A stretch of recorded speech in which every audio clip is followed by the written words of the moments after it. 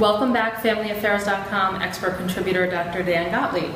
Thank you, Roseann. Nice to be back, always. Great to be here.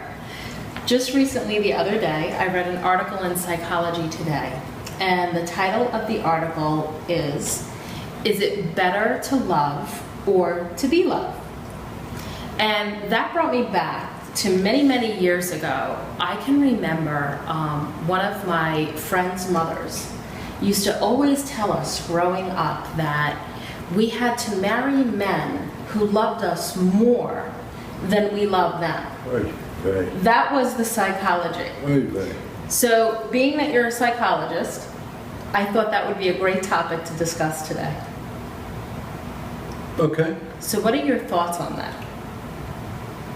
Doesn't matter.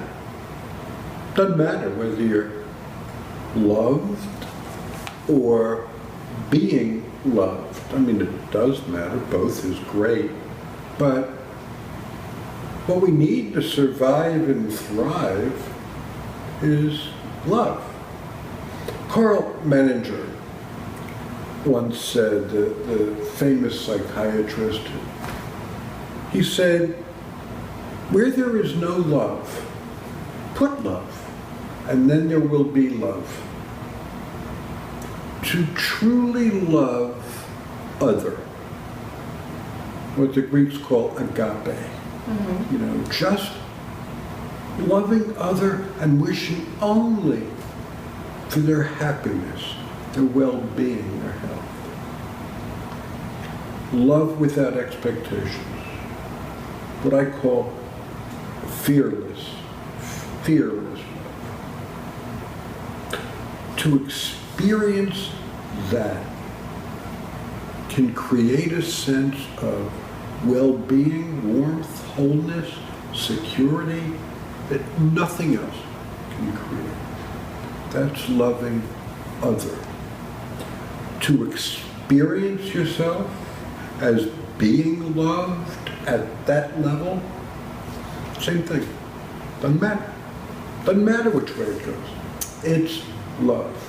I think that what my friend's mother was getting I know where you're going. Was who would have the upper hand in the marriage, who would have more power, who would have...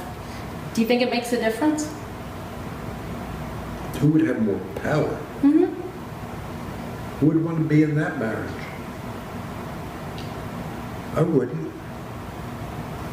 I wouldn't want to be in a marriage where there's imbalance. I want to be loved for who I am. Now, the big question with this is, do you experience yourself as lovable?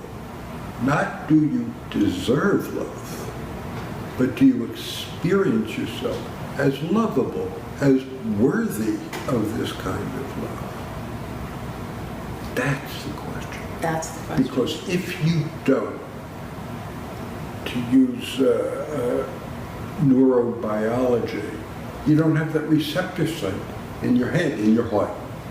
You don't have that place where love is going to find its way. So then you never receive it. You're never open to it. You can't experience it. And I also suggest that if you don't feel worthy of love, then you're not going to be able to fully love other.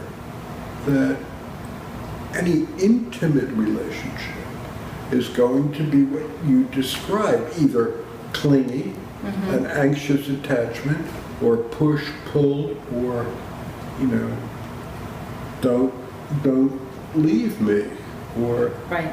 I better get out of here because if you discover who I am, you're not going to want me. Yeah. Right. Then I found interesting, you had emailed me the article that was in the New York Times, and it had also talked about this concept of love, but it talked about love and happiness and unhappiness. Right. And it had talked about how, in the end, we just need to love people and not objects. And that's the key to happiness. Right. Yes. Right. in an abbreviated version of the article because Yeah. there were many things in it. One of the things I loved was the quote of the Dalai Lama, Yeah.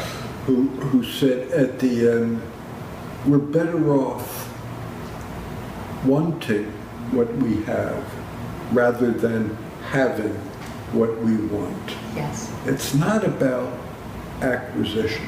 No. Well, it's only about acquisition when we are below, near, or just above the poverty line. Right. But beyond that, No, because he said the more that we get, the more that we want, and we constantly keep striving for more and more, and it creates unhappiness. like sugar. Yes, the addiction. Yeah, you begin to eat sugar, then your Yeah. body craves more sugar. Yeah. Sure. It's exactly the same thing. And probably the exactly same part of the brain gets activated. And that was the left cortex? I don't recall. Okay. I don't recall. But, you know, I ask people why. What are you really looking for here? And they don't know often. And they pause for a minute, and they might say happiness or security or well-being. But those are all internal phenomena, not external. It's like the Dalai Lama said, wanting what we have, loving what we have, loving who is around us. We have everything we need in flawed abundance, and it is flawed abundance. How lucky we are, you know? So my feelings about love and being loved is if you are trying to be loved, you'll be miserable. Because you're manipulating yourself, you're turning yourself into that. My experience is that to love others is under your control. To be loved by others is completely out of your control. So hone your skills at loving. Love who you love, but love them better, more deeply. Know how their eyes look when they're tired, how they hold their shoulders when they're worried. Love them more deeply, and the next day, love one other person that deeply, and it expands. Great message. Thank you. Thank you.